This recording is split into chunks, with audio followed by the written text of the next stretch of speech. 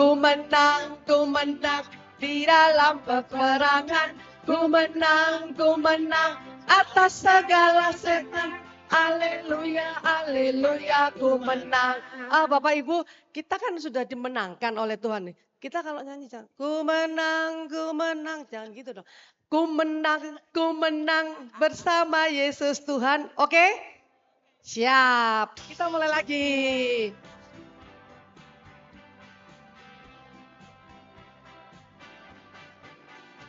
Ku menang bersama Yesus Tuhan. Ku menang di dalam peperangan. Ku menang atas segala setan. Haleluya, haleluya, ku menang. Katakan haleluya. Haleluya, dia bangkit. Haleluya, dia hidup. Haleluya, dia naik. Roh Kudus. Katakan sekali lagi. Ku menang bersama Yesus Tuhan.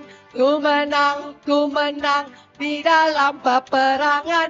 Ku menang atas segala setan. Haleluya, haleluya, ku menang. Katakan, haleluya, dia bangkit. Haleluya, dia hidup. Haleluya, dia naik. Roh Kudus turun. Haleluya, dia bangkit. Haleluya, dia hidup. Haleluya, dia naik. Roh Kudus turun. Roh Kudus turun. Roh Kudus turun. Roh Kudus turun. Tepuk tangan semuanya. Silakan duduk.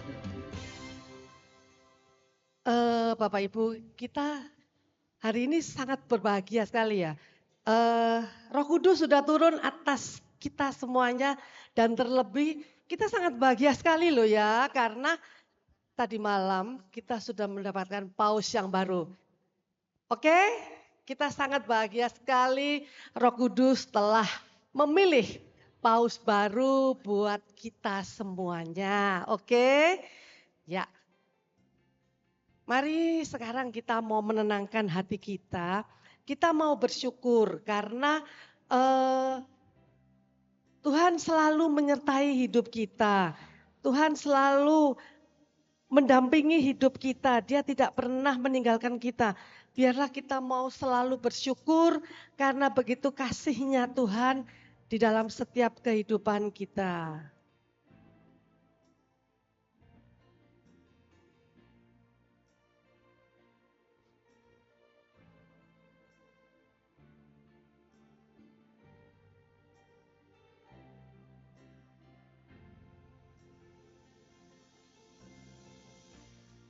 Dengan apa ku membalas kasih-Mu yang ku terima dari-Mu. Dengan apa ku membalas cinta-Mu. Oh Yesusku, ku mau selalu bersyukur.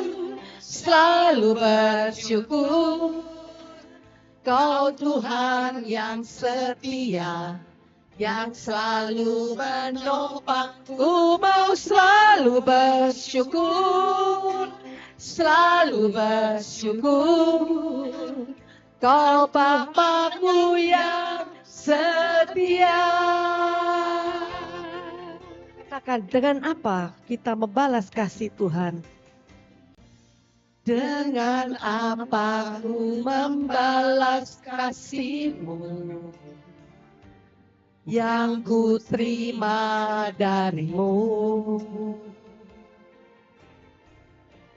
Dengan apa ku membalas cinta-Mu.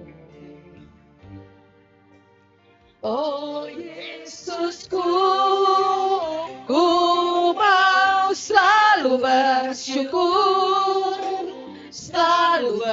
bersyukur. Kau Tuhan yang setia, yang selalu menopangku, mau selalu bersyukur, selalu bersyukur.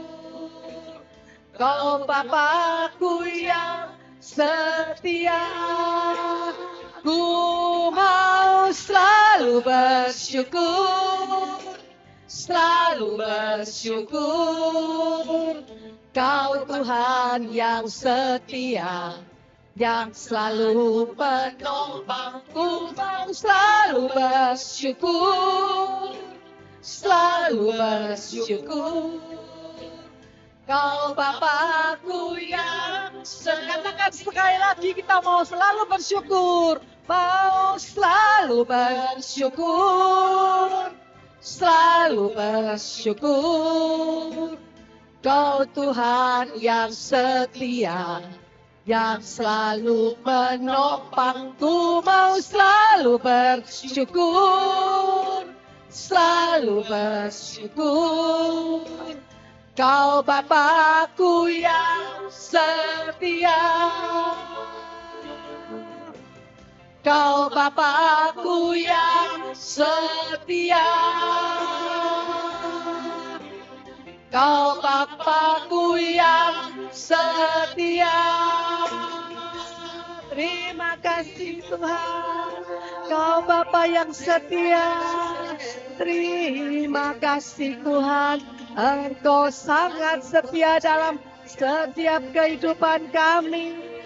Engkau Bapa ya Tuhan, terima kasih Tuhan. Terima kasih Tuhan. Kau Allah yang setia, Kau curahkan Roh Kudus-Mu Tuhan dalam setiap kehidupan kami. Kau tidak pernah tinggalkan kami Tuhan. Terima kasih Tuhan. Terima kasih Tuhan. Kasih-Mu yang besar Tuhan. Terima kasih Tuhan. Terima kasih. Terima kasih Tuhan buat kasih setia-Mu yang terus-menerus melimpah dalam setiap kehidupan kami. Terima kasih Tuhan. Terima kasih Tuhan.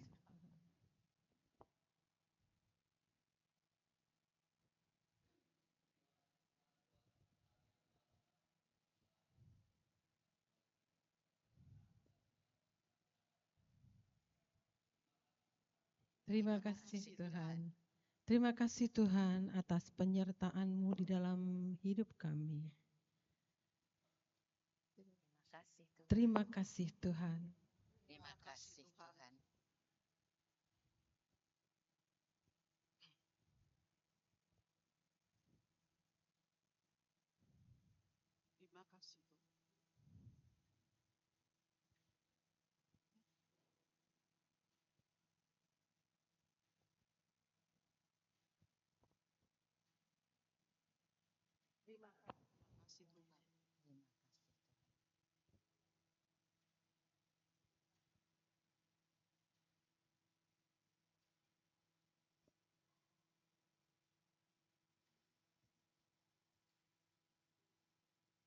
Terima kasih Tuhan.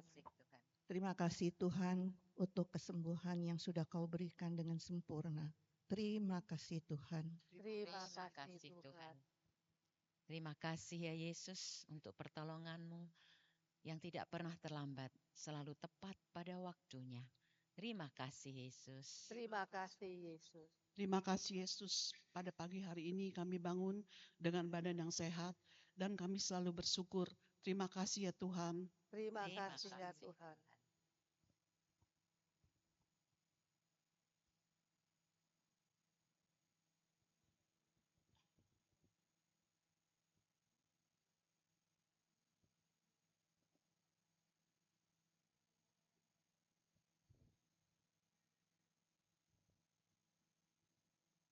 Terima kasih ya Yesus.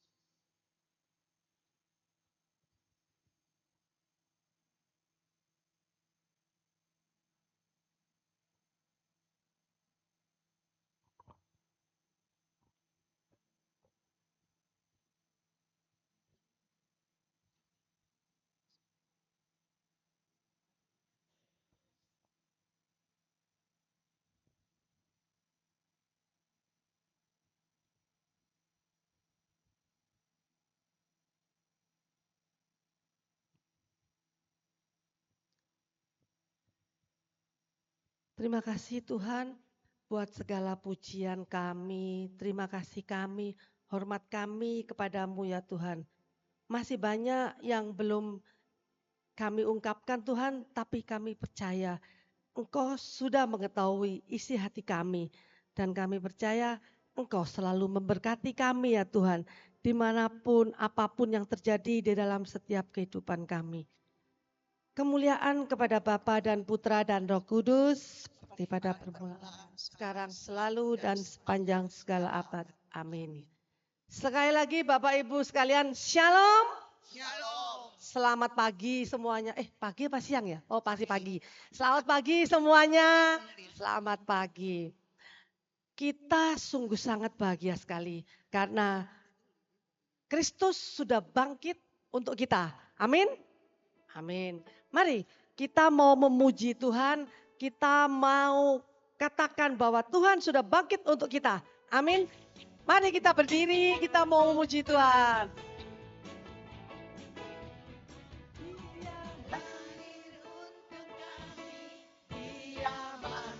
Untuk kami, Dia bangkit bagi kami semua. Dia itu Tuhan kami, Dia itu Allah kami, Dia Raja di atas segala raja. Dia itu firman Allah yang turun ke bumi, yang jadi sama dengan manusia.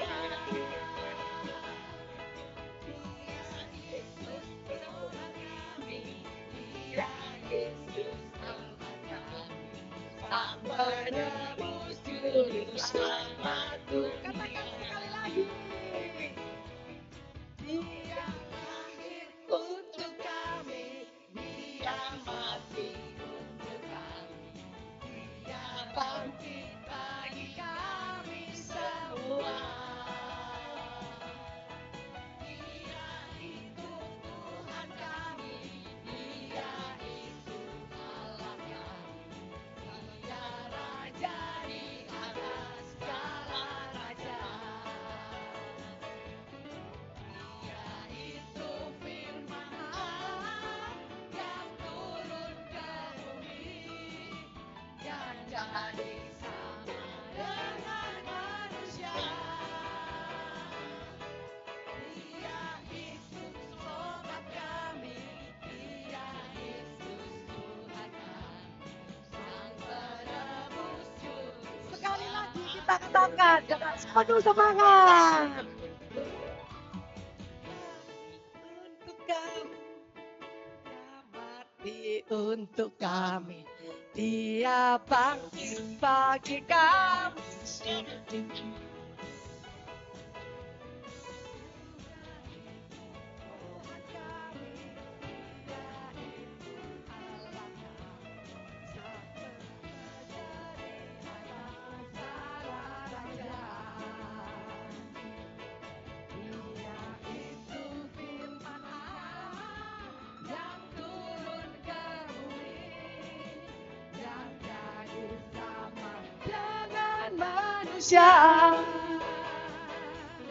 Dia Yesus Tuhan kami, Dia Yesus Tuhan kami, Sang penebus juru. Kita mau nyanyi glory, glory, haleluya.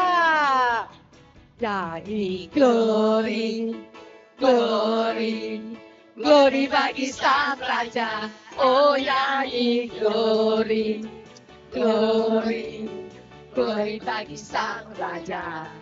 Nyanyi glory, glory, glory bagi Sang Raja. Mari rayakan bernyanyi. Katakan kita akan merasa bahagia. Merasa bahagia bila kita menyembahnya. Kita akan merasa sukacita bila kita semua nyanyi glory, glory, Glory bagi Sang Raja. Oh nyanyi glory, glory, glory bagi Sang Raja. Nyanyi glory, glory, glory bagi Sang Raja. Mari rayakan, mari serukan nama Yesus. Mari serukan, serukan, bahwa Yesuslah Raja. Oh mari serukan, serukan, bahwa Yesuslah Raja. Mari serukan, serukan, bahwa Yesuslah Raja. Mari rayakan dan nyanyi. Mari kita rayakan. Mari rayakan dan nyanyi. Katakan sekali lagi. Mari rayakan dan nyanyi. Tepuk tangan buat kemuliaan Tuhan. Masih mau memuji Tuhan? Capek ya? Silakan duduk.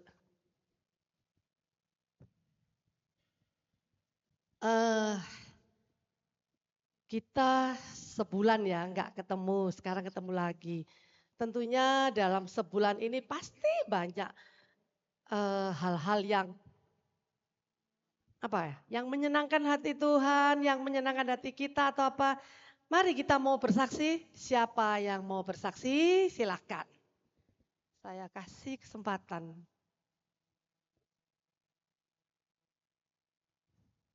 Saya senang nih kalau sesi kesaksian semuanya tunduk. Semuanya berdoa dengan baik. Siapa yang mau bersaksi?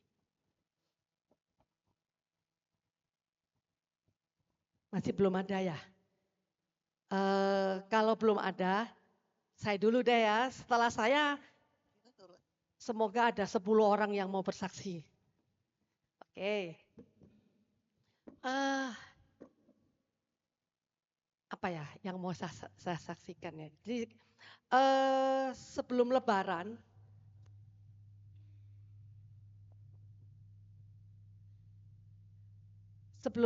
itu saya pergi ziarah ke Eropa, saya ke Holiday gitu kan. Terus saya masuk pertama di Fatima.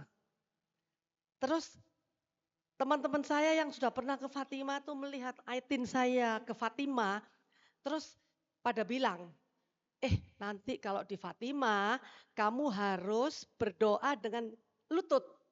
Jadi jalan dengan lutut. Itu berdoa rosario. Berdoa dengan lutut. Jadi teman saya itu kasih tahu, kamu harus beli deker. Deker yang ada bantalannya. Supaya kalau kamu berlutut, nggak sakit. Ya memang kalau orang yang nggak ada masalah dengan lutut, mau berjalan dengan lutut, kuat ya. Kalau saya memang ada masalah dengan lutut, jadi saya harus beli. Tapi saya jadi bimbang gitu. Apa harus ya kita harus berdoa dengan berlutut? Dengan maksudnya jalan tapi pakai dengkul gini. Tapi karena saya sudah berniat untuk ziarah, ya saya harus beli. Terus saya beli, saya cari, dapatlah saya deker yang pakai bantal. Sampai di Fatima, saya kaget gitu. Saya lihat kita tuh harus berdoa dengan berjalan dengan lutut tuh jauh banget dari itu di lapangan begitu. Dari ujung belakang sampai ujung ke gereja Fatima 500 meter. Saya bayangkan 500 meter tuh hampir sekilo loh ya. Waduh, saya kuat enggak gitu kan. Tapi ya karena terus gini, saya sampai sempat tanya sebelum berangkat tuh tanya sama tour leader, emang kita harus ya berdoa dengan pakai dengkul gitu? Oh enggak harus gitu. Kalau kamu enggak kuat ya enggak usah. Jalan aja biasa, kan kita rosario gitu. Oke.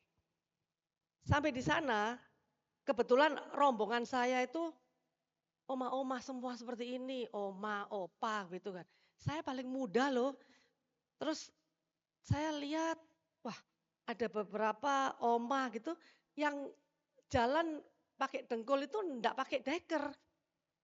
Dalam hati saya gini, wah hebat juga ini oma-oma ini. Dengkulnya kuat gitu kan. Akhirnya saya mulai nih, berjalan. Ya kira-kira 10 menit ya. Saya udah, bukan enggak kuat. Kan karena pakai dengkul tuh kan gini. Ini kaki saya mau kram sudah, saya sudah merasa, waduh saya mau kram nih. Kalau kram malah saya enggak bisa berdiri kan. Akhirnya saya berdiri. Saya berdiri dan kebetulan di depan saya, rombongan saya itu ada oma-oma ini. Terus dia ngeliatin saya gitu kan. Loh kamu mau kemana gitu kan. Enggak, saya mau berdiri aja karena saya takut kram, saya takut enggak kuat gitu. Terus oma itu bilang, boleh enggak dekernya saya pinjem. Oh boleh banget oma, pinjem, pakai gitu kan. Terus saya berdiri, si oma itu berjalan. Dan puji Tuhannya yang membuat saya itu sangat bahagia banget. Itu oma sampai 500 meter selesai. Dia kuat gitu. Terus dia mendatangi saya. Dia sambil nangis, dia peluk saya, nangis. Saya juga ikut nangis akhirnya kan. Kenapa? Aduh terima kasih Like, terima kasih. Berkat deker kamu saya doa rosario full sampai di gereja Fatima 500 meter. Saya sungguh sangat bahagia banget karena apa? Saya juga nangis tapi saya nangisnya itu karena apa? Karena saya tuh bahagia banget bisa membahagiakan orang lain. Itu yang membuat saya sudah enggak mikirin diri saya enggak bisa berlutut, ya sudah memang enggak kuat gitu kan ya. Tapi orang lain yang bisa dan sungguh kuat gitu ya. Aduh saya terharu banget gitu kan. Sampai namanya deker saya tuh keliling kemana-mana. Semua ibu-ibu ada pinjem. Saya pinjem. Pokoknya semua tuh bergilir, semuanya yang pakai deker tuh kuat-kuat gitu. Dan itulah kita itu membahagiakan orang lain itu tuh lebih penting. Jadi jangan membahagiakan diri sendiri. Saya melihat kalau saya membahagiakan orang lain itu sungguh sangat bahagia banget. Jadi saya tuh merasa bisa membuat orang lain bahagia itu gimana ya? Gimana gitu. Jadi itulah yang membuat perjalanan saya tuh sungguh sangat menyenangkan. Sampai pulang ke Indonesia pun saya tuh masih saya sungguh salut dan saya sungguh bahagia bisa membahagiakan orang lain.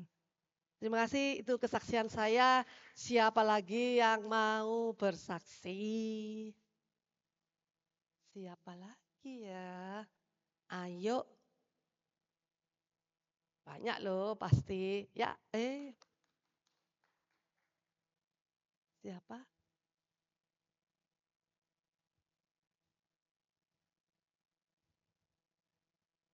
Enggak ada lagi ya? Enggak ada lagi. Karena sebenarnya ya, kesaksian kita itu menguatkan orang lain loh, menguatkan teman-teman kita semuanya loh. Enggak ada.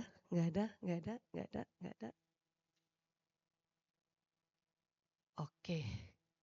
Kalau enggak ada, mari kita mau lanjutkan dengan pujian.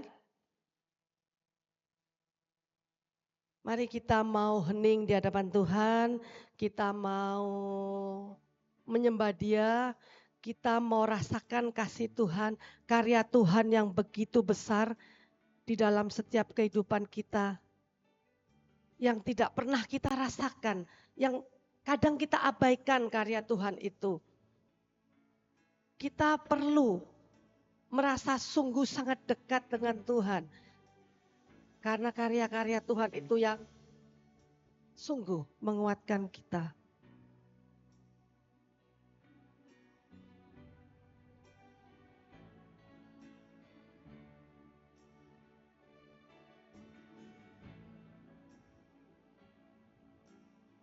Kasih yang terindah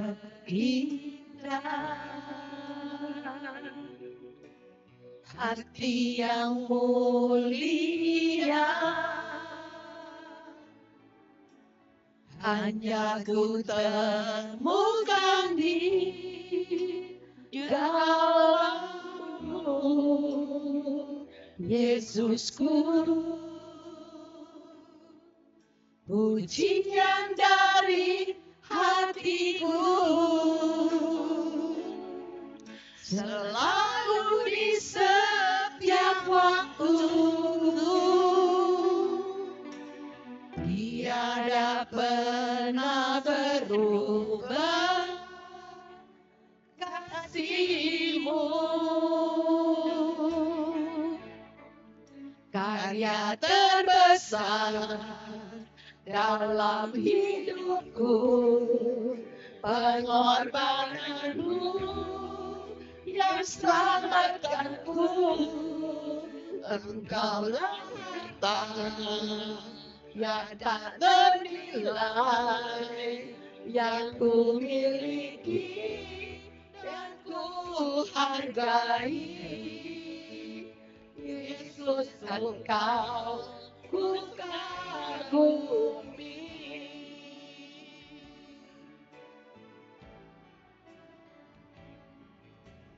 Kasih yang terindah, hati yang mulia, hanya ku temukan di dalam-Mu, Yesusku. Pujian dari hati-Mu selalu di setiap waktu, tiada pernah berubah kasih-Mu. Karya-Mu ya Tuhan, karya terbesar dalam hidupku, pengorbanan-Mu yang selamatkanku.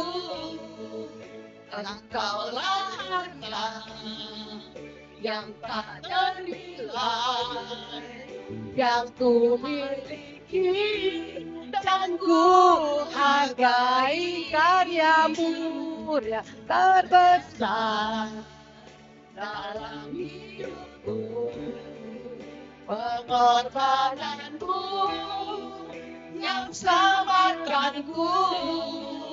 Engkaulah harta yang tak ternilai, yang ku miliki dan ku hargai. Yesus, Engkau karya-Mu ya Tuhan, karya terbesar, karya terbesar. Mari kita berdiri. Dalam hidupku, pengorbanan-Mu yang selamatkanku. Engkaulah harta yang tak ternilai, yang ku miliki dan ku hargai. Yesus, Engkau ku kagumi. Mari kita mau menyembah Dia, kita mau katakan Hosana buat Dia. Hosana bagi Rajaku yang duduk di tahta. Aku muliakan dan ku agungkan, Kau layak disembah. Ku nyanyi Hosana bagi Rajaku yang duduk di tahta. Aku muliakan dan ku agungkan, Kau layak disembah. Sambaku nyanyi hosana,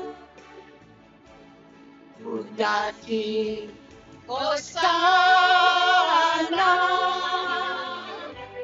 bagi Rajaku yang duduk di tahta.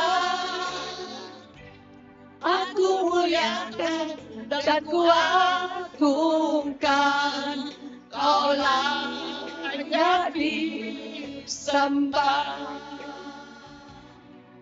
Kau layak disembah. Kau layak disembah. Sikiara taraya, sikiara hitara namanata, sikiara namanata, sikiara hitara namanata, sikiara hitara namanata, sikiara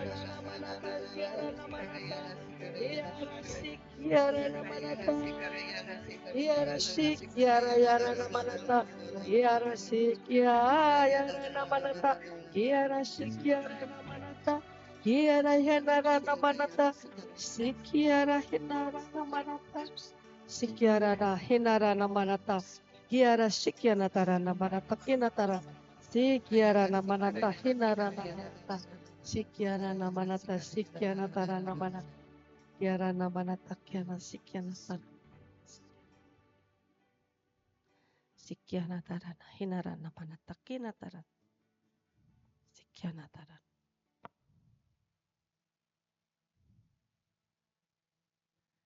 Terima kasih Tuhan, kami sudah menyembah Engkau. Terima kasih Tuhan, kami sudah memuji Engkau, kami sudah meninggikan nama-Mu Tuhan. Mulut kami tidak bisa berhenti Tuhan untuk selalu memuji Engkau, meninggikan nama-Mu dan terlebih untuk menyembah Engkau Tuhan. Terima kasih Tuhan, kalau sebentar lagi kami akan mendengarkan firman-Mu. Biarlah firman-Mu menjadi terang dalam kehidupan kami, menjadi kekuatan dalam kehidupan kami. Kami berbahagia Tuhan karena telah Kau kirimkan anak-Mu yang Kau kasihi, Bapak Alexander Ferdiandi. Pakailah dia seturut kehendak-Mu ya Tuhan, urapilah mulut, lidah, serta bibirnya, biarlah apa yang keluar daripadanya, semuanya itu hanya daripada-Mu Tuhan.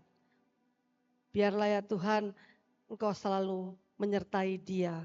Di dalam nama-Mu kami terus mengucap syukur dan terima kasih. Kemuliaan kepada Bapa dan Putra dan Roh Kudus. Seperti pada permulaan, sekarang, selalu, dan sepanjang segala abad. Amin. Silakan duduk.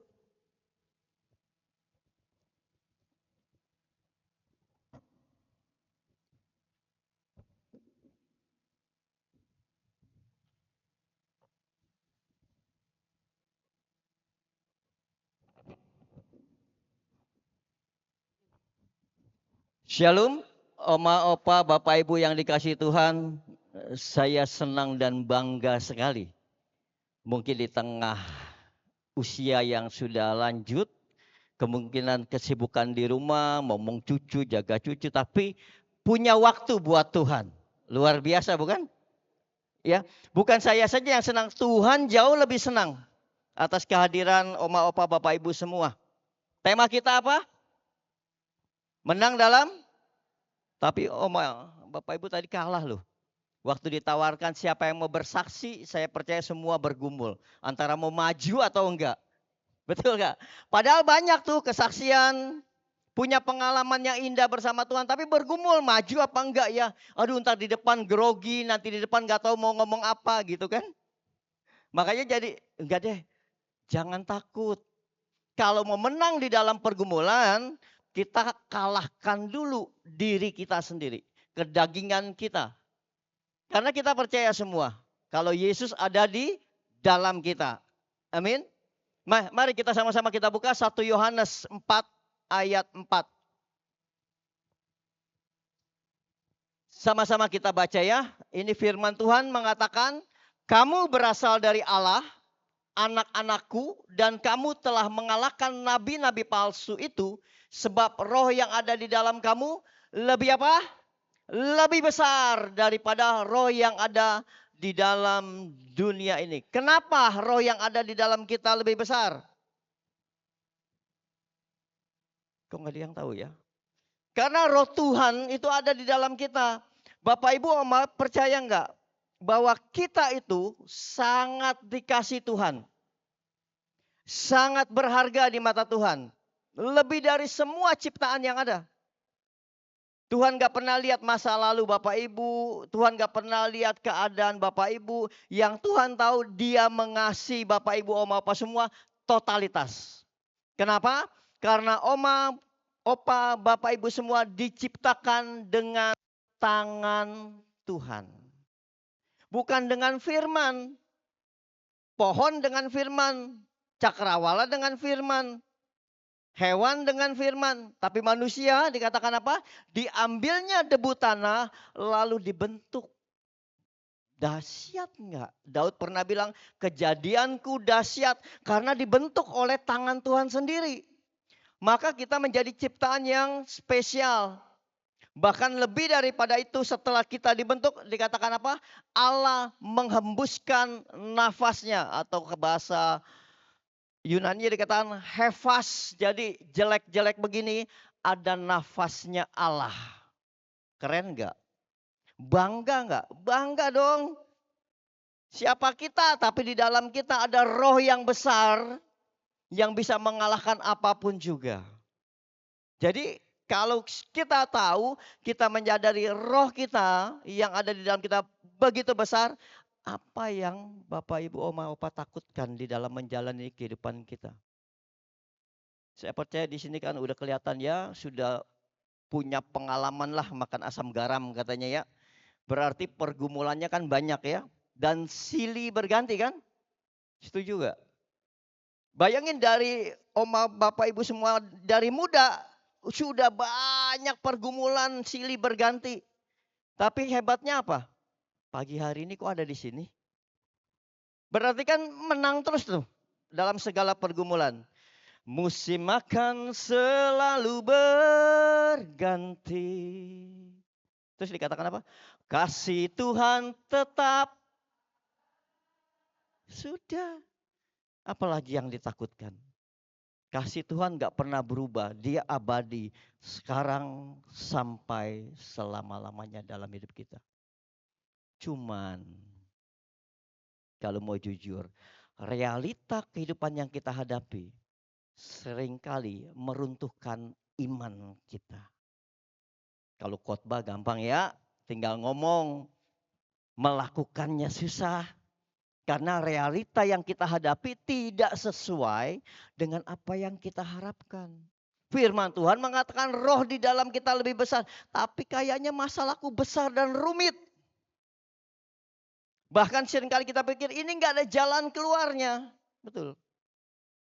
Lalu runtuhlah iman kita. Bahkan mau berdoa pun gak tahu mau ngomong apa. Banyak kita mengalami kayak gitu.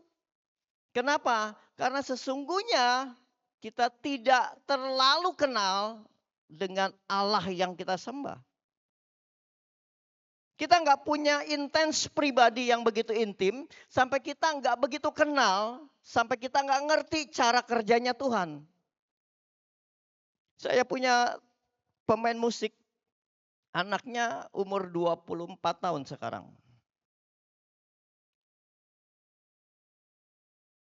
Ternyata anaknya waktu dia melamar kerja disuruh general check up.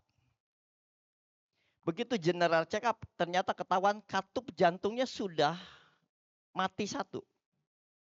Tahu ya katup jantung tuh yang begini? Nah kalau dia mati satu berarti kan begini, maka ada kebocoran. Darah kotor, darah bersih masuk, kalau yang dokter tahu nih. Akibatnya apa? Jantungnya membesar.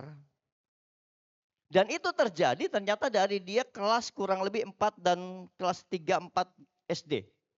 Sekarang 24 tahun baru ketahuan. Coba. Terus dokter bilang apa? Ini harus dioperasi, diganti katupnya pakai katup hewan. Katup babi atau katup kerbau. Atau katup platinum. Biayanya 300-an sekian. Ya. Cuman setelah dioperasi pun ternyata enggak menyelesaikan masalah. Kenapa? Kalau dia diganti dengan katup hewan, maka per 5 tahun atau 10 tahun itu harus diganti ulang. Kemungkinan rusak, kemungkinan lemah, harus operasi katup baru lagi. Atau kita pakai platinum yang awet, yang lebih tahan lama, bahkan bisa seumur hidup. Tapi ada masalah, karena platinum itu benda asing masuk ke tubuh, maka darah akan menggumpal ke sana. Bisa tiba-tiba mati. Jadi harus minum pengencer darah setiap saat, nggak boleh lalai. Mamanya bilang ini nggak menyelesaikan masalah juga ya. Nah lalu saya pikir, bukankah dia terjadi itu dari kecil? Ya kan? Dan tidak diketahui dan anaknya baik-baik saja. Lalu saya tanya dok, ini kan dari kecil sampai sekarang dia baik-baik saja ya. Bahkan kita nggak ada yang tahu. Kalau kita biarkan lagi aja gimana? Betul kan? Kalau selama ini ya nggak apa-apa kata dokter. Yang penting minum ditaker, pipisnya ditaker. Dan pakai jam yang bisa mengontrol detak jantung. Nggak boleh capek. Tapi tetap resikonya besar. Karena jantung sekali ini fatal. Nah yang saya mau ceritakan bukan masalah jantungnya. Tapi yang saya mau kasih tahu penyertaan Tuhan terhadap anak itu. Di tengah dia tidak tahu keadaan dia baik-baik saja. Ketika dia baru melamar kerja disuruh general check up. Di bawah hasilnya anehnya kantor baru itu nerima. Kok bisa? Mestinya nggak usah, udah ketahuan fatal. Baru masuk sehari dia periksa lanjutkan itu, asuransinya bisa diklaim. Semua tuh pasti karya Tuhan. Kalaupun dia sampai hari ini tetap bisa melayani, tetap beraktivitas karena Tuhan. Mamanya bergumul. Apalagi begitu tahu pergumulannya makin dahsyat. Nah, tapi bagaimana cara kita menang dalam pergumulan? Boleh dibantu 2 Korintus 4.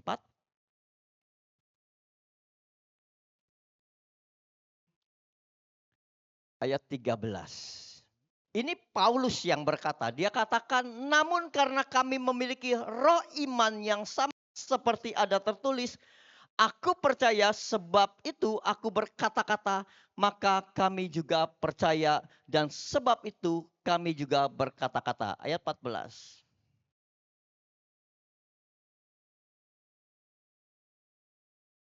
Ini Paulus mengutip dari Mazmur 116. Kalau baca kitab Mazmur 116, mirip. Karena kami tahu bahwa ia yang telah membangkitkan Tuhan Yesus akan membangkitkan kami juga bersama-sama dengan Yesus. Dan ia akan menghadapkan kami bersama-sama dengan kamu kepada dirinya. Ayat 15. Sebab semuanya itu terjadi oleh karena kamu supaya kasih karunia yang semakin besar berhubung dengan semakin banyaknya orang-orang yang menjadi percaya menyebabkan semakin berlimpahnya ucapan syukur bagi kemuliaan Allah. Paulus maksudnya menekankan begini, ikut Yesus itu makin sulit hidup kita. Betul? Tapi ujungnya semakin baik. Setuju nggak? Ikut Yesus, hidup kita terlihat semakin sulit, tapi endingnya pasti baik. Ya. Nah, Paulus menekankan itu. Jadi semakin kita mengikuti Yesus, ada aja masalah, ada aja tantangan. Oh, yang Yesus sendiri bergumul kok di Taman Getsemani. Dia bergumul keras loh. Nah, saya mau kasih contoh. Kisah ini ada di Kisah Para Rasul 16 ayat 14. Nggak usah dibuka, nggak apa-apa. Ya. Kisah Para Rasul 16 ayat 14 dikatakan ada seorang perempuan bernama Lydia. Ya. Menarik sekali, satu-satunya ayat menulis nama perempuan ini bernama Lydia. Dia penjual kain berwarna ungu. Tahu ya, pada zaman itu kain ungu nggak sembarangan orang pakai. Biasanya yang pakai para penguasa negara, imam, atau orang-orang kaya. Kenapa? Karena kain ungu itu mahal sekali. Kenapa mahal?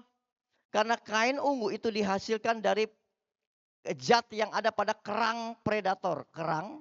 Dan kerang itu cuma ada di perairan kota Tiatira. Kota Tiatira, kalau kita buka kitab Wahyu, kita akan menemukan 7 gereja Tuhan. Salah satunya kota Tiatira. Jadi kesimpulannya, Lydia tinggal di kota Tiatira, dia penjual kain ungu. Berarti hidup Lydia apa? Kaya. Betul? Nyaman nggak?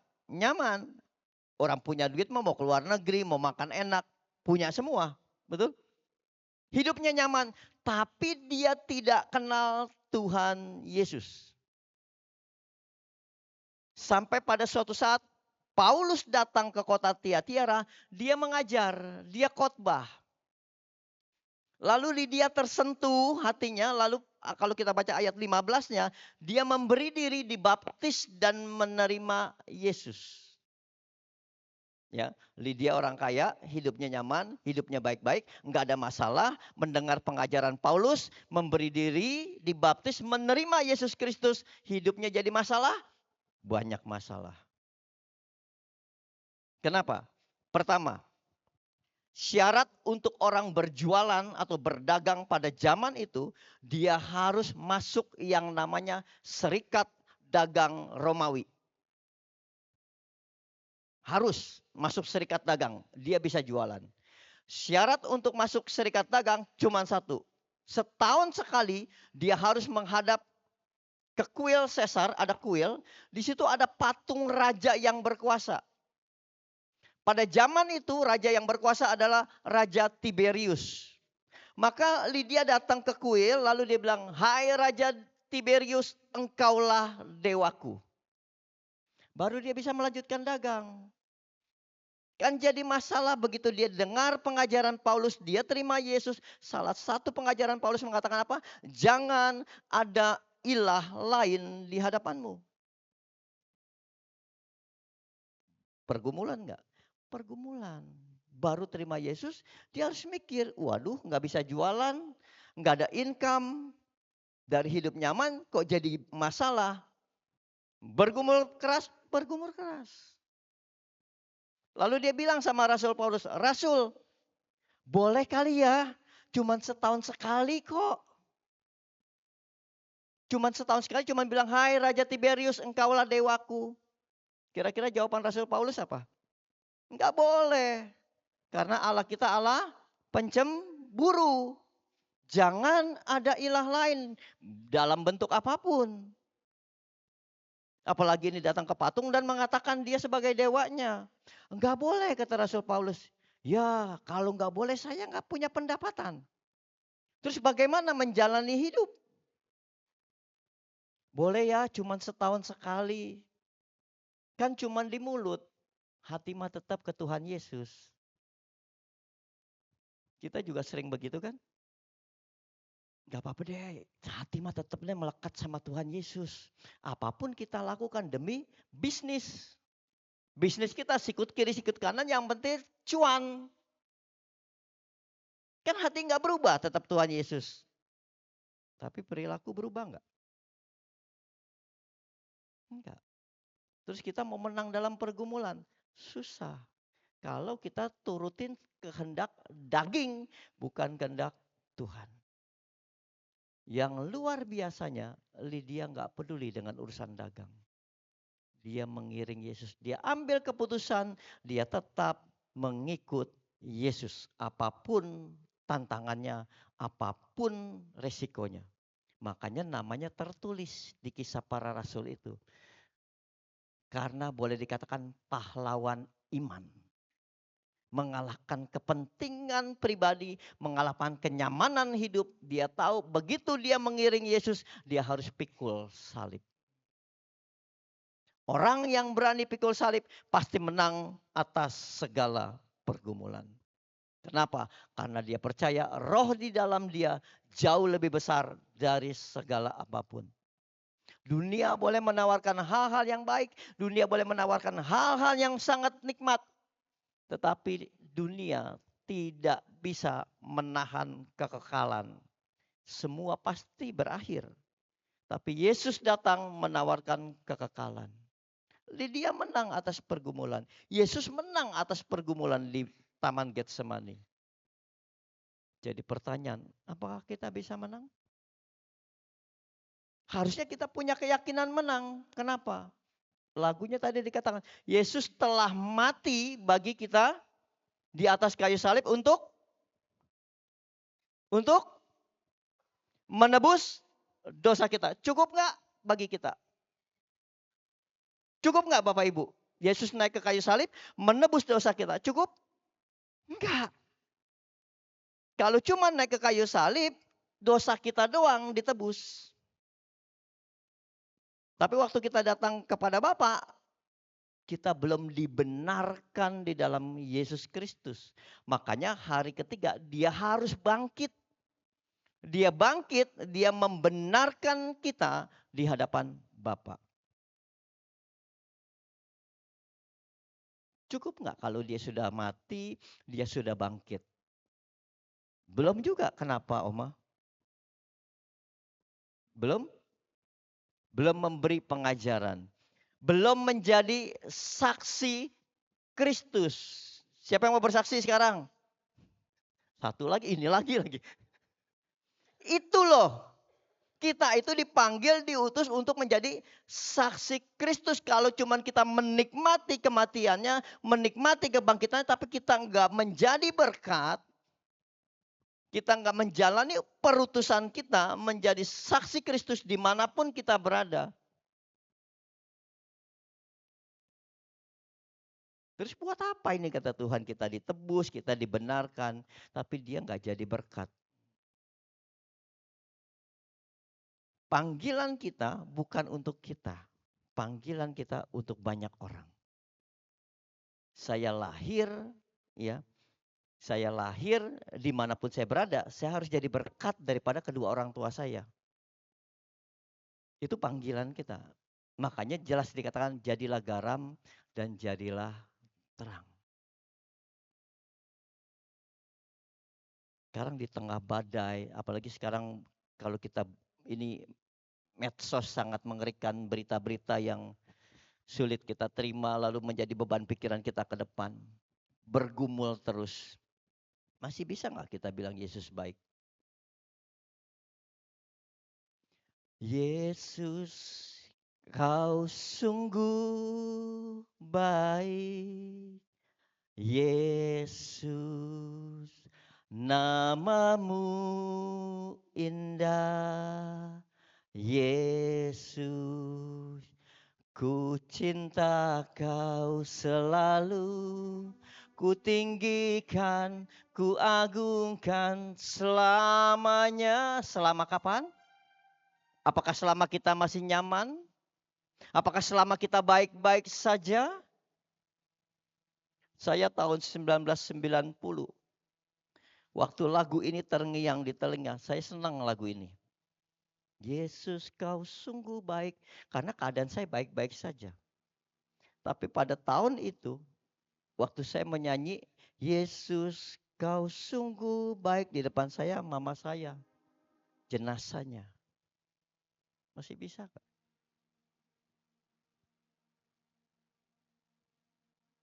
Lagi sehat-sehat, lagi goreng ayam sore-sore, tiba-tiba jatuh. Semalaman doang, Sabtu meninggal. Yang tadi saya senang lagu Yesus kau sungguh baik. Berhadapan dengan itu, apakah saya masih bisa sanggup mengatakan Yesus kau benar-benar baik? Katanya engkau baik. Katanya engkau penuh kasih. Kenapa ini yang saya alami? Kenapa harus ini Tuhan? Tuhan dari atas jawab, kenapa enggak? Kita kan sering tanya, kenapa Tuhan saya alami ini? Tuhan bilang, kenapa enggak? Kadang-kadang kita enggak pernah bisa memahami rencana Tuhan, jalan pikiran Tuhan. Yang kita lihat, aku enggak nyaman Tuhan, aku enggak bisa terima keadaan ini. Tapi lewat peristiwa yang enggak enak itu, justru kita dibentuk. Kita dijadikan seperti apa yang Tuhan mau. Supaya kita selalu menang di dalam pergumulan. Karena kita mengerti di balik peristiwa yang pahit sekalipun rencana Tuhan pasti indah dalam hidup kita. Persoalannya kita nggak bisa lihat itu. Atau kita nggak mau lihat itu. Waktu kita bilang, Tuhan aku nggak kuat, beban ini terlalu berat. Aku akan angkat tanganku kepadamu ya Tuhan, karena aku percaya Tuhan pasti turun tangan. Kita gitu kan? Kita selalu seakan-akan berserah di hadapan Tuhan, aku angkat tangan kepadamu karena aku percaya Engkau pasti turun tangan. Pasti. Tuhan sangat mengasihi kita. Seberat apapun kamu, Tuhan pasti mengulurkan tangan pada kita. Sayangnya, kita nggak pernah mengambil tangan Tuhan kalau mau jujur. Waktu Tuhan turun tangan, apa yang kita ambil? Apa yang ada di tangan Tuhan? Berkatnya lah, kesembuhannya lah, mujizatnya lah. Tangan malah dia nggak ambil. Yang penting kan itu. Menjadi jawaban doa kita. Terus kita jalan, kemudian kita jatuh lagi. Berseru lagi. Salah sendiri kata Tuhan. Tapi kalau engkau sambut tangan Tuhan, engkau pegang tangan Tuhan, engkau berjalan bersama Tuhan sejak itu. Maka jangan kejar mujizat. Kejar yang memberi mujizat. Kalau cuma mengejar mujizat, Tuhan mah bermurah hati. Dia pasti berikan itu. Tapi nothing kita. Enggak punya kekuatan. Karena kita cuma mau berkatnya, mujizatnya, kita enggak perlu Tuhannya seakan-akan. Sulit untuk menang atas segala pergumulan kita. Kalau kita enggak mengandalkan Tuhannya, bukan mengandalkan mujizatnya. Mau menang atas pergumulan? Saya percaya sih sudah menang semua. Cuma sekarang perlu pengenalan lebih dalam akan Tuhan. Di awal saya bilang saya bangga, saya kagum karena kehadiran. Kenapa? Itu satu tanda bahwa kerinduan kita, satu tanda bahwa kita serius di dalam kerohanian kita. Saya minggu depan ke NTT, ya untuk keempat kalinya untuk melayani di sana. Saya mau berbagi gini, ada yang menarik di sana. Di pedalaman itu antara gereja dan rumah cukup jauh. Kadang-kadang orang harus naik angkot, angkotnya juga truk besar. Satu orang 150.000 ongkosnya. Satu orang. Atau kalau mau gratis dia tunggu mobil kayu. Biasa ada mobil kayu, nah dia numpang untuk ke gereja. Nah suatu hari Romo suka memperhatikan ada sepasang suami istri selalu hadir. Setiap minggu rajin sekali dia hadir. Suatu hari Romonya bingung kenapa sekarang istrinya yang hadir, suaminya nggak hadir. Minggu depan suaminya hadir, istrinya nggak hadir. Minggu depannya lagi istrinya hadir, suaminya nggak hadir. Lama-lama istrinya, suaminya nggak pernah hadir. Penasaran Romo tanya, Ibu, waktu pertama kali Ibu saya perhatikan datang suami istri, lama-lama kok bisa gantian gitu, kenapa ya Bu? Bahkan terakhir kan cuma Ibu doang yang datang. Iya Romo, waktu pertama-tama kan suami masih kerja. Jadi kami masih bisa lah bayar ongkos 300. Untuk sekali ibadat 300.000.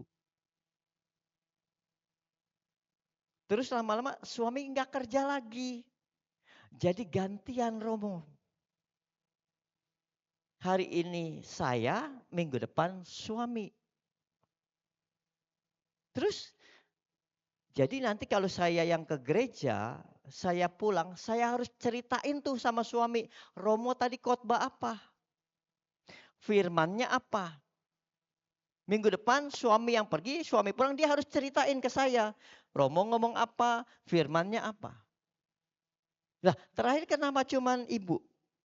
Enggak gantian. Iya, suami akhirnya bilang, ibu, kayaknya ibu lebih baik daya ingatnya daripada saya. Makanya istrinya yang ke gereja supaya ceritanya lengkap. Yang menarik adalah ternyata kedua suami istri ini sangat haus dan lapar akan firman. Sampai dia rela, yang penting ada yang ke gereja, romonya ngomong apa, ceritain supaya saya ngerti. Kita ke gereja dekat, fasilitas ada. Punya spirit yang sama enggak? Belum tentu.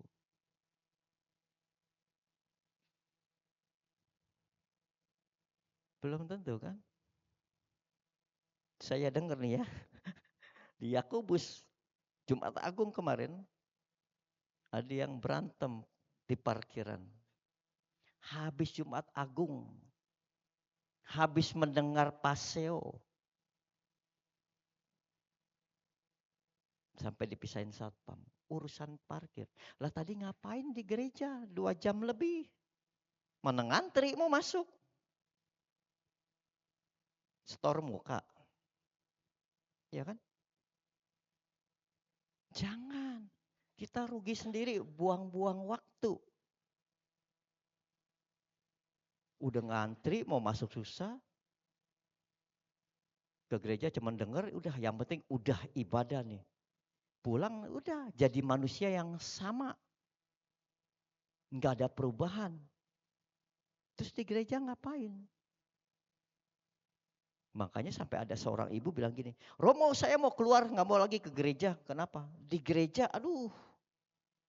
Datang ke gereja orang main handphone. Datang ke gereja ngomongin orang. Terus Romonya bilang apa? Boleh kalau kamu mau ke gereja, tapi kamu ambil air segelas, isi yang penuh, kamu kelilingin dulu nih. Seluruh umat nih, 2 putaran. Setelah itu terserah deh mau ke gereja atau enggak. Nah dia lakukan. Dia bawa air, dia puter gini kan, dia jagain jangan sampai tumpah kan syaratnya. Begitu selesai Romonya tanya, tadi kamu lihat ada orang yang ngomongin orang enggak? Enggak Romo. Tadi kamu lihat enggak di gereja ada yang main handphone? Enggak Mo. Kenapa? Saya jagain air mau biar enggak tumpah. Betul kan? Artinya apa? Kalau ke gereja jangan mikirin orang, jangan liatin orang. Orang mau ngapain, fokus sama Tuhan. Kamu kan datang buat Tuhan kan? Gak usah pikirin orang mau pakai sanggulnya tinggi kek. Mau pakai tank top kek. Gak usah pusing. Bukan bagianmu. Bagianmu aku datang kepada Tuhan dan menikmati hubunganmu dengan Tuhan. Kenapa mesti mikirin yang lain? Fokus.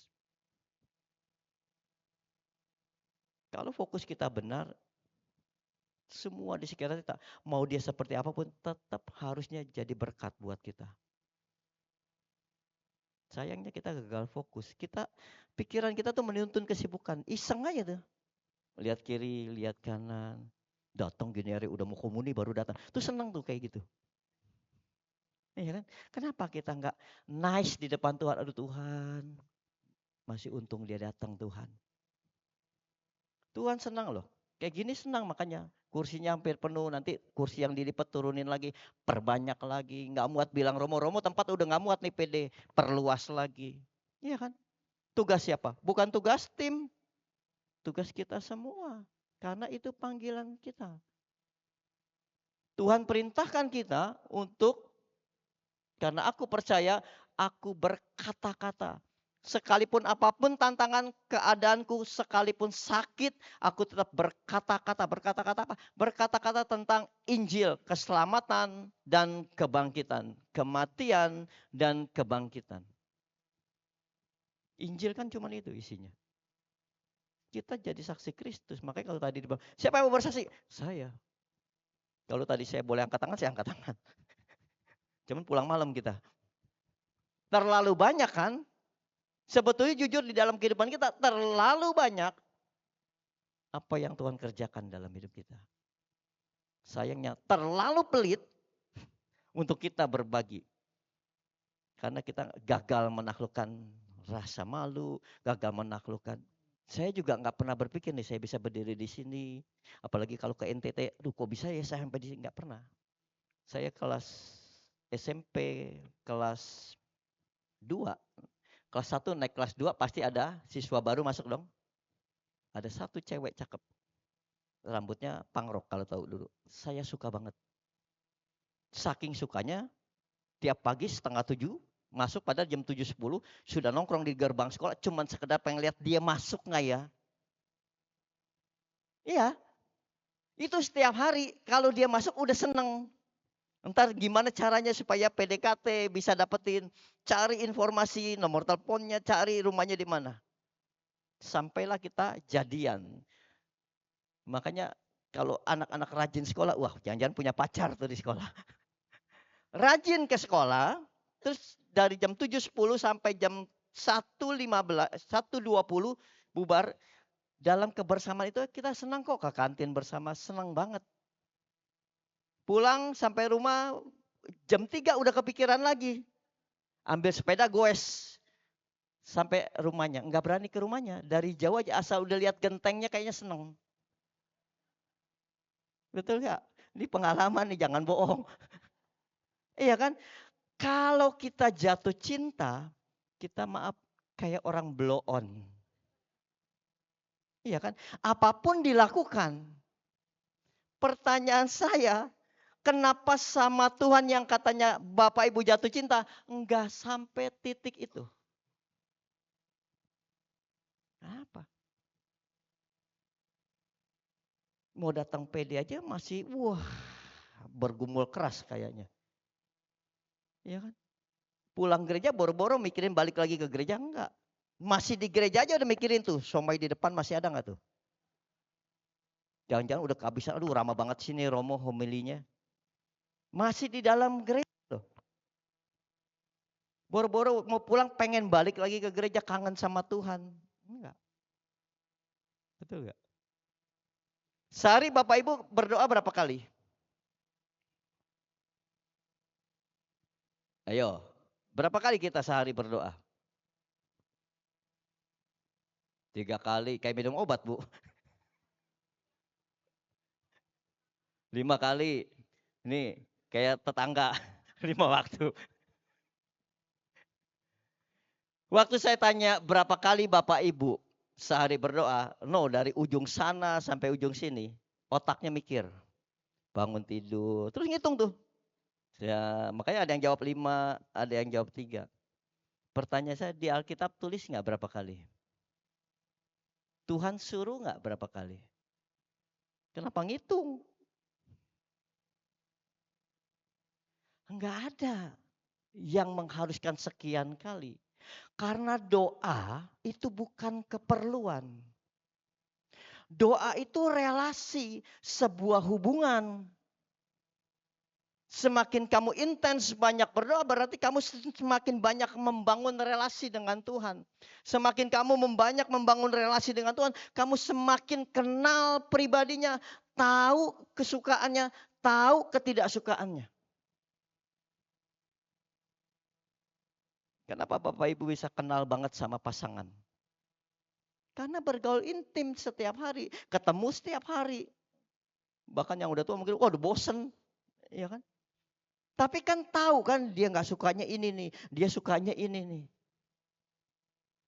Saya di sini di bawah istri saya kedengeran, wah saya tahu itu suara istri saya. Karena pergaulan yang intim membuat kita kenal banget. Bayangin kalau kita cuman doanya cuman ya sesuai rutinitas, nggak kenal-kenal sama pribadi Tuhan. Begitu ada masalah bergumul sedikit, nggak tahu harus ngapain. Karena kita nggak tahu. Semakin kita intim dengan Tuhan, kita mengerti banyak bagaimana Tuhan berkarya. Bagaimana Tuhan sebetulnya membentuk kita, menjadikan kita pribadi yang sama dengan Dia. Nggak ada yang paksa-paksa kita. Kalau Tuhan pilih itu karena anugerah. Ada seorang laki-laki, baru datang dari jauh ke Yerusalem ingin merayakan Paskah Yahudi. Baru sampai nih capek, pengen istirahat, pengen makan, perut lapar, tiba-tiba dipaksa, "Hei kamu, bantuin tuh pikul salib Yesus." Nggak kenal dia sama Yesus kan? Tahu siapa namanya? Simon dari, ya kasih sepeda Bu. Simon dari Kirene. Dia nggak kenal Yesus. Disuruh pikul salib. Bahkan di kepala Simon pasti, siapa ini orang jahat pastinya kan? Kan yang dihukum salib orang jahat. Dalam hati Simon, aduh gua apes banget nih. Baru sampai perut lapar malah disuruh pikul salib. Salib penjahat lagi menurut dia. Waktu dia menatap mata Yesus, dia lihat, loh ini mata tapi nggak ada kejahatan. Matanya teduh penuh kasih. Dia pikulin sepanjang perjalanan bersama Yesus. Dia nggak pernah tahu kalau yang sedang dia pikul salibnya penyelamat dunia. Simon berubah nggak? Nggak ada ceritanya. Tetapi pasti perubahannya besar. Kenapa? Salah satu anaknya menjadi muridnya Markus. Bapak Ibu perlu tahu, Tuhan itu nggak perlu izin sama kita untuk mengubah hidup kita. Dia nggak perlu tanya-tanya dulu, mau nggak? Enggak. Tuhan bisa pakai apapun menjadi caranya untuk menemukan kita, untuk mengubah kita seperti yang dia kehendaki. Mungkin nggak enak kayak Simon. Seringkali makanya saya bilang ikut Yesus nggak enak. Ada salib sebabnya. Tapi endingnya sukacita, damai sejahtera. Apa sih yang kita cari di dunia? Kebahagiaan pasti. Di mana kita bisa temukan kebahagiaan? Di dalam Yesus Tuhan. Enggak ada, coba. Dunia mau kasih apa supaya kita bahagia? Kekayaan. Ada banyak orang kaya tidurnya nggak nyenyak. Ya kan? Tapi ada satu keluarga sangat-sangat miskin. Dia suaminya kerja cuman gaji UMR lah pada zaman itu. UMR-nya sekitar 900-an. Dia punya anak satu, anaknya umur 4 tahun. Tiap hari makan cuma nasi putih sama beli lauk 1.000. Kadang dia beli kerupuk diremes jadi 1 bagi 3. Kadang beli bihun 1.000 dibagi 3 campur nasi. Setiap hari makan itu. Kalau anaknya bisa makan Kentucky, Hokben karena di gereja ada yang ulang tahun. Selebihnya nggak bisa. Sampai suatu hari istrinya pengen makan bakso Jawir. Pernah dengar bakso Jawir itu ada di Citra 2. Ya, kemudian udah mulai ada di mall. Itu harganya waktu itu sekitar 6.000. Kalau dia makan bakso Jawir, itu istimewa. Buat mereka sesuatu, karena biasa 1.000 kan. Ini harus 6.000. Karena istrinya pengen banget, suaminya rela beli itu. Istrinya makan sendiri, walaupun akhirnya dibagi bertiga. Waktu ketemu saya kagum sama mereka. Saya bilang, inilah orang paling kaya. Karena nggak pernah ngeluh ternyata. Selalu bersyukur. Dia terima apapun yang dia terima. Banyak orang kaya ngeluh terus. Miskin kan. Dia nggak pernah ngeluh. Dia bersyukur dengan apa yang ada pada dia. Maka hidupnya bahagia. Tiap minggu ke gereja, anaknya dibina iman. Nggak pernah absen. Dan kalau kita ajak ngobrol ya itu. Apa yang mau dikeluhkan dia bilang. Selama Tuhan masih pelihara hidupnya, semua berjalan baik. Mengeluh cuman bikin kita stres. Maka kalau menyadari betapa baiknya Tuhan, betapa Tuhan memberikan tahun rahmatnya yang tahun ini kita rayakan, Porta Santa. Ya. Tahun rahmat Tuhan itu dimulai dari Natal sampai kedatangan Yesus kedua kali. Ingat ya, Natal, kelahiran sampai Yesus datang kedua kali. Lama enggak? Enggak juga kan? Kan itu makin pendek. Seiring umur kita, seiring kita nggak tahu Yesus kapan datang, tapi nggak usah mikirin jauh-jauh. Matius 6 ayat 6 mengatakan, berilah kami makanan pada hari ini. Ya, berarti bicara hari ini. Yesus juga pernah berkata, kesusahan sehari cukuplah satu hari.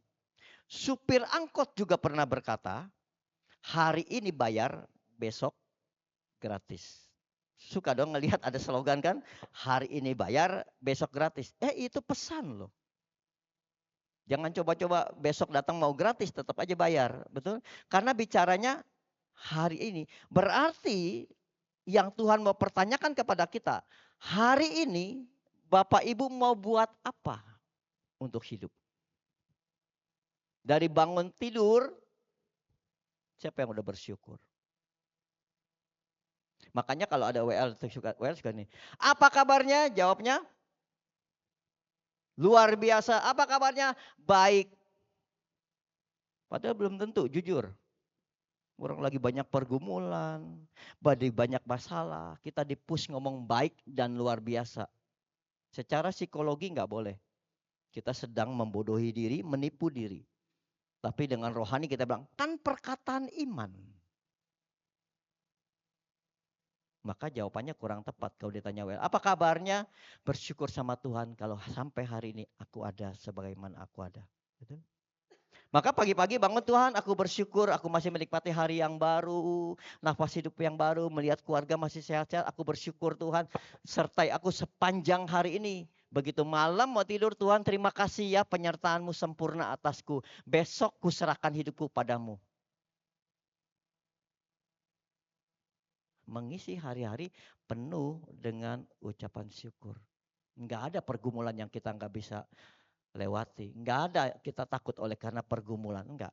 Semua orang punya pergumulan. Pergumulan belum tentu negatif. Kadang-kadang kita bergumul untuk sebuah keputusan.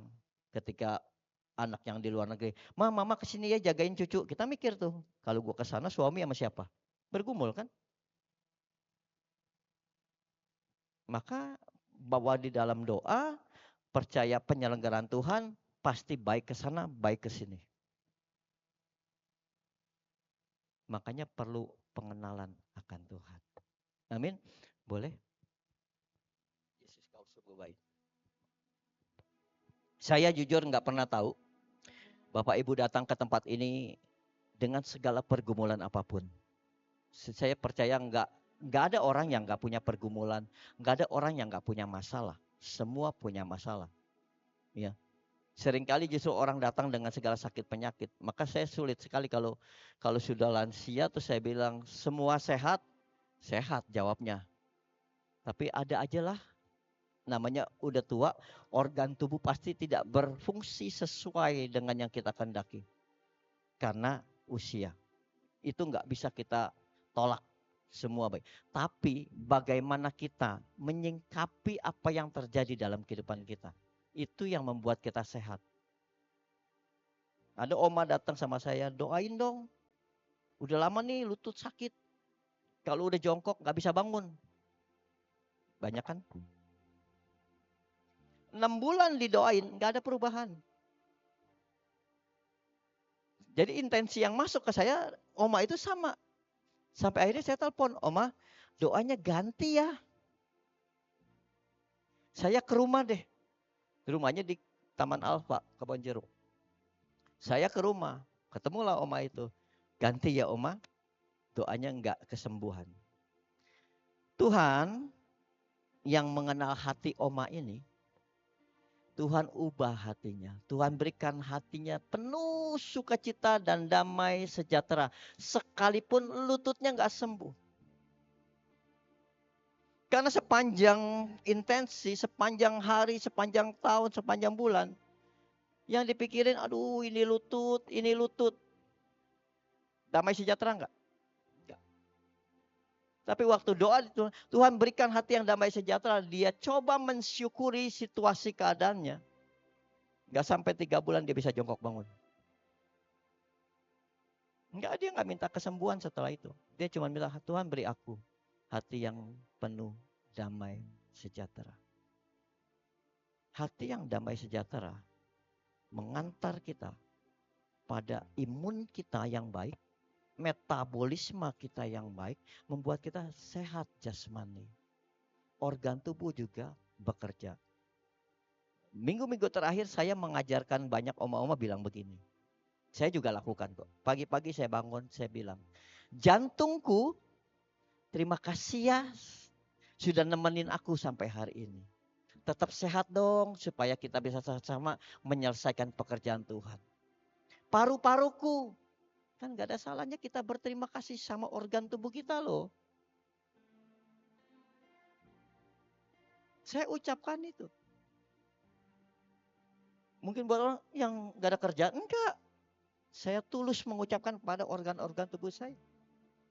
Saya percaya perkataan penuh kuasa dan pasti ada reaksi dari tubuh kita. Kenapa enggak sesuatu yang baik kita lakukan? Di tengah situasi, keadaan terpuruk sekalipun, saya mau bilang, Yesus, Kau sungguh baik. Yesus, namamu indah. Yesus, ku cinta Kau selalu. Ku tinggikan, ku agungkan selamanya. Ku mau memujimu, ku selalu pujimu. Ku mau menyembah, ku selalu sembahmu. Kau yang layak terima semua pujian, kemuliaan hanya bagi Tuhan. Sama-sama kita mau katakan sekali lagi. Yesus, Kau sungguh baik. Kau sungguh Baik. Yesus, namamu indah. Yesus, ku cinta Kau selalu. Ku tinggikan, ku agungkan selamanya. Ku mau memujimu, ku selalu pujimu. Ku mau menyembahmu, ku selalu sembahmu. Kau yang layak terima semua pujian, kemuliaan hanya bagi Tuhan. Ku mau memujimu, ku selalu pujimu. Ku mau menyembahmu, ku selalu sembahmu. Kau yang layak terima semua pujian, kemuliaan hanya bagi Tuhan. Biar tetap musik memuji Tuhan. Saya mau undang, ada beberapa orang yang hatinya masih terluka begitu dalam, bahkan belum bisa move on, masih menyalahkan Tuhan. Boleh? Kalau mau didoakan, jangan malu. Boleh? Kau belum bisa move on dengan keadaanmu. Ada 2-3 orang yang saya lihat.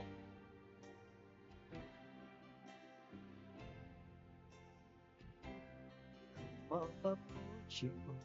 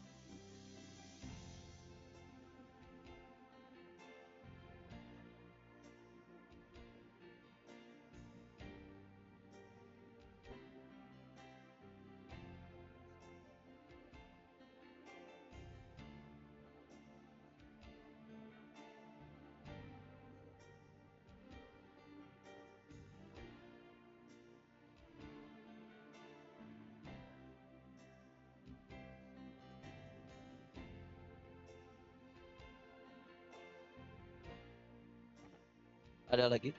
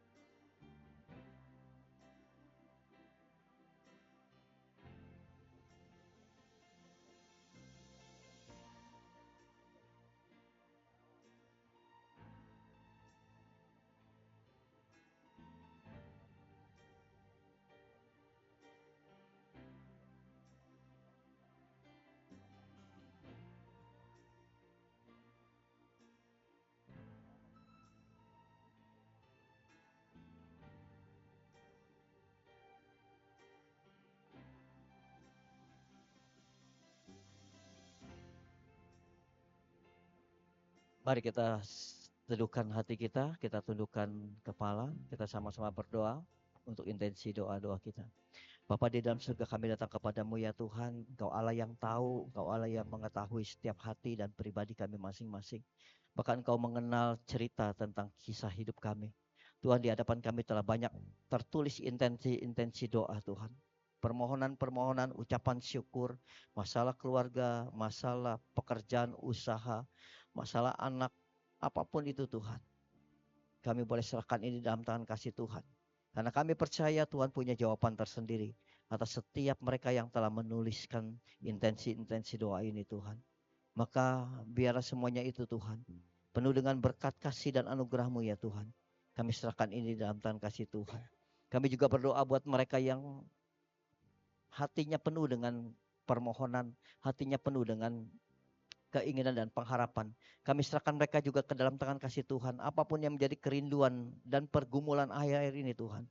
Mereka perlu Engkau ya Tuhan. Maka hadirlah di dalam setiap kehidupan mereka. Memberikan kekuatan yang baru. Memberikan pemahaman yang baru. Mengerti akan kehendak-Mu di dalam segala kehidupan mereka. Sekalipun jalan-jalan hidup mereka. Mungkin begitu banyak tantangan, persoalan dan masalah. Tetapi bersama Engkau Tuhan, kami percaya dengan iman. Bahwa kami terus akan mewartakan. Terus akan kami perkatakan seperti iman yang percaya kepadamu Tuhan. Apapun itu Tuhan. Terima kasih Tuhan buat firman-Mu yang tertabur siang hari ini. Biar setiap firman-Mu itu Tuhan boleh menjadi rema di dalam setiap kehidupan kami. Terima kasih ya Tuhan, kami serahkan semua ini dalam tangan kasih Tuhan. Demi Kristus Yesus Tuhan dan pengantara kami. Engkau Allah kami yang dipersatu dengan Roh Kudus. Berkuasa kini dan sepanjang segala masa. Amin. Dalam nama Bapa dan Putra dan Roh Kudus. Amin. Terima kasih, selamat siang. Tuhan Yesus memberkati.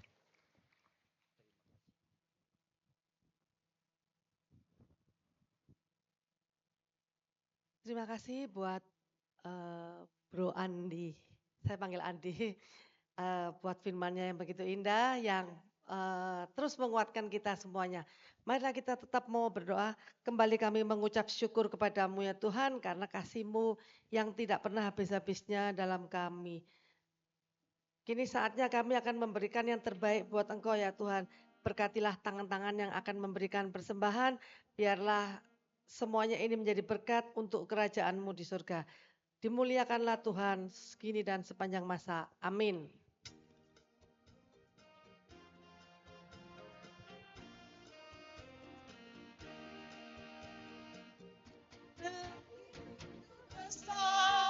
Kasih Allah pada kita, diberkatilah anak cucu kita di mana-mana.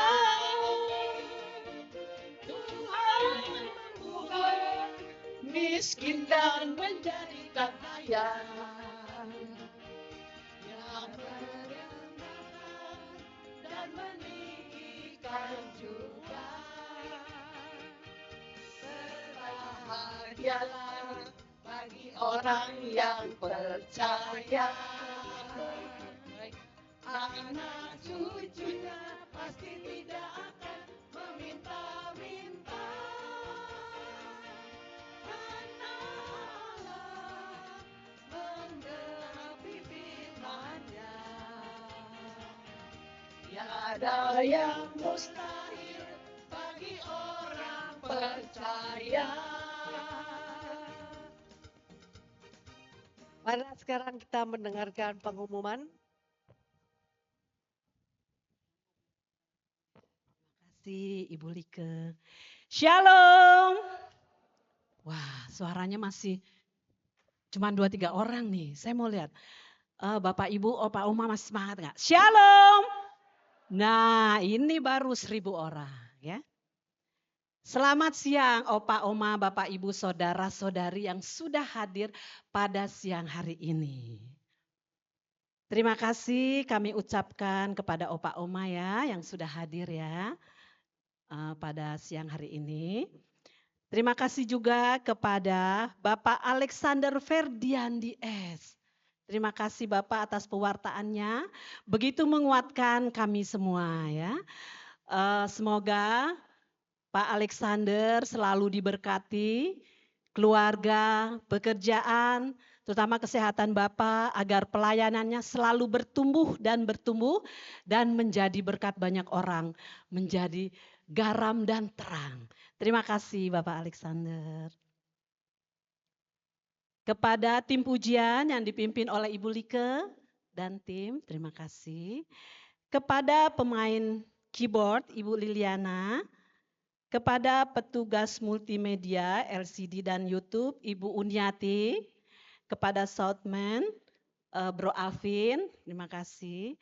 Kepada para penerima tamu, absensi, kolektan, tim dokter, seksi konsumsi, dan petugas lainnya. Sebentar, ke bawah dulu.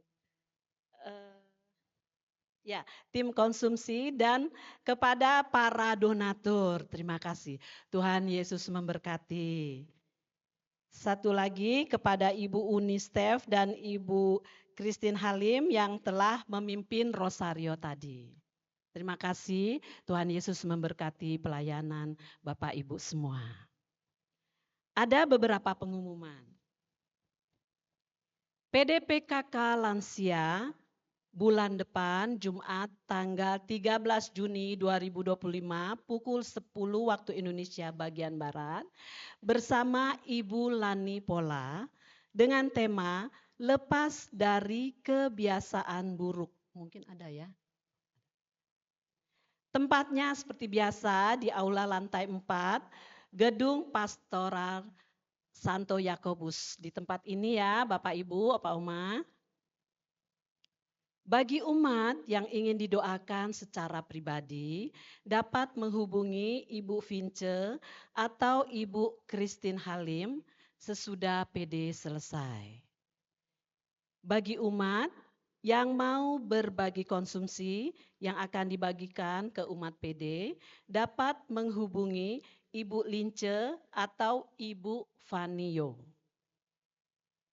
Selanjutnya, PDPKK pagi Selasa 13 Mei 2025 pukul 10 waktu Indonesia bagian Barat. Tempat sama di aula lantai 4 sini ya Bapak Ibu, Opa Oma. Bersama Ibu Sheila dengan tema cara mengatasi agenda iblis untuk menghancurkan generasi muda. Selanjutnya PDPKK malam Kamis tanggal 15 Mei 2025 pukul 19.30 WIB. Tempat sama di tempat aula di gedung ini ya Bapak Ibu Opa Oma bersama Bapak Sumitro Tejo Kusumo dengan tema jangan kecewa dan patah hati. Kepada Opa Oma, Bapak Ibu, Saudara-saudari yang baru pertama kali hadir dalam pertemuan ini. Mohon kesediaannya untuk berdiri. Siapa? Mungkin ada? Silakan berdiri. Oh, terima kasih Bapak Ibu ya. Ya, terima kasih kami ucapkan selamat datang dan selamat bergabung. Semoga bulan depan hadir kembali. Bagi Opa Oma, Bapak Ibu, Saudara-saudari yang berulang tahun dari tanggal 12 April sampai dengan hari ini. Siapa ayo boleh maju ke depan. Kita akan didoakan. Yuk maju. Ada yang ulang tahun pernikahan? Yang ulang tahun. Dari tanggal 12 April ya Bapak Ibu. Ya, dengan rendah hati Bapak bisa mendoakan.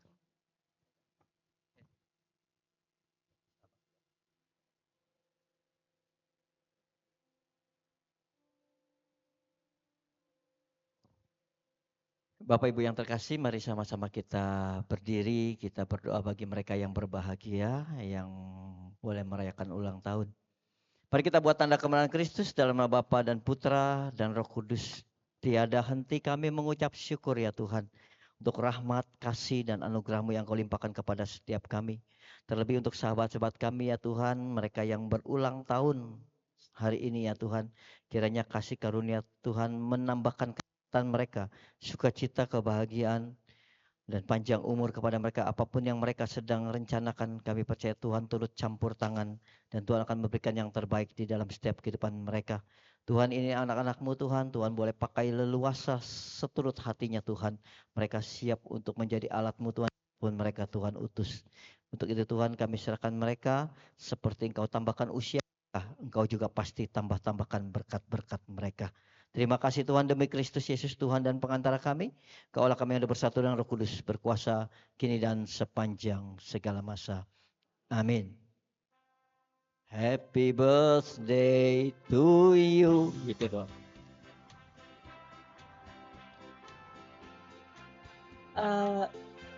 Bapak Ibu, nanti setelah ini masih ada pengumuman ya yang dibawakan oleh Ibu Erlia.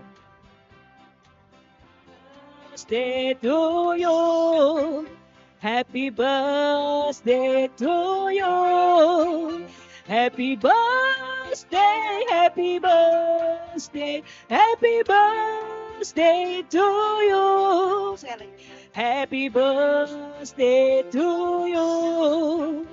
Happy birthday to you. Happy birthday, happy birthday, happy birthday to you.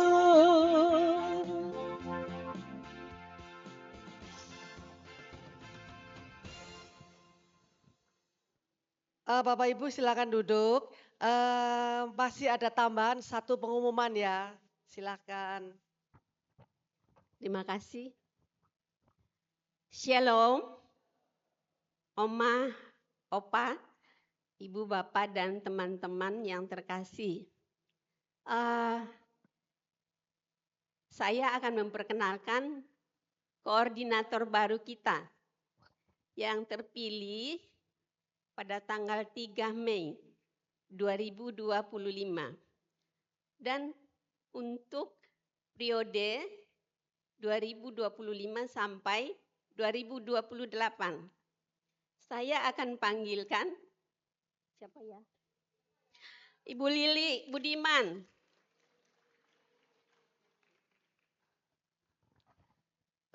Selamat pagi, selamat siang teman-teman. Terima kasih saya masih dipercaya sama Tuhan untuk bersama-sama Oma dan Opa sekalian. Terima kasih.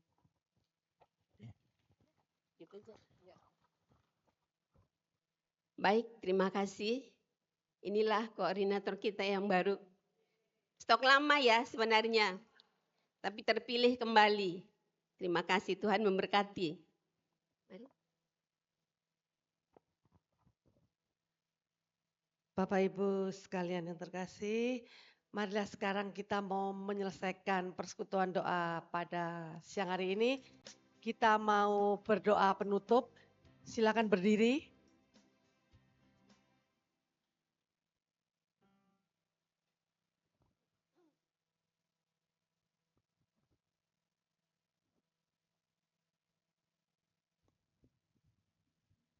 Dalam nama Bapa dan Putra dan Roh Kudus. Amin. Amin.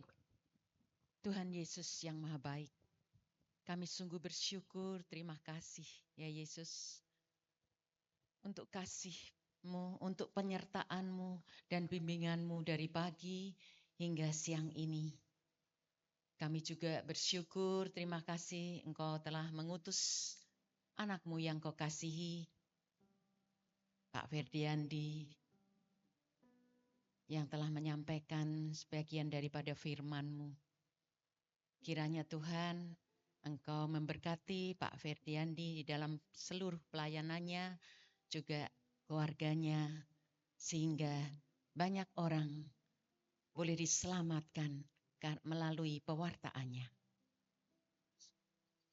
Untuk kami semua, ya Yesus, yang telah menerima sebagian daripada firman-Mu, biarlah firman itu boleh bertumbuh dan berbuah di dalam kehidupan kami, menjadi berkat bagi sesama kami dan seluruh keluarga kami.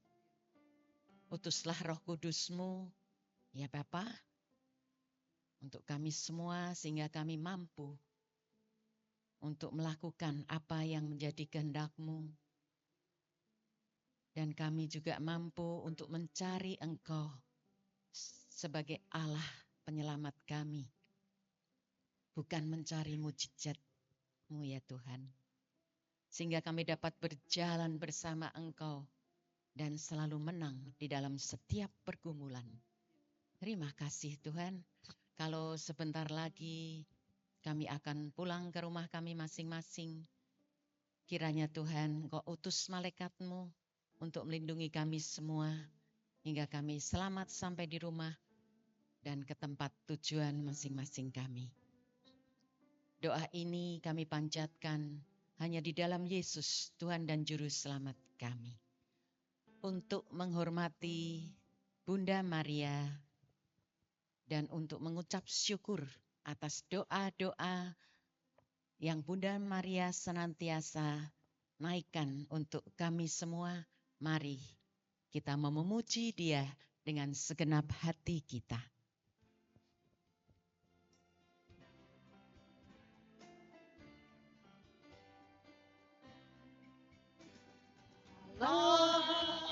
Maria, Tuhan sertamu, Bunda Yesus Kristus, doakanlah kami.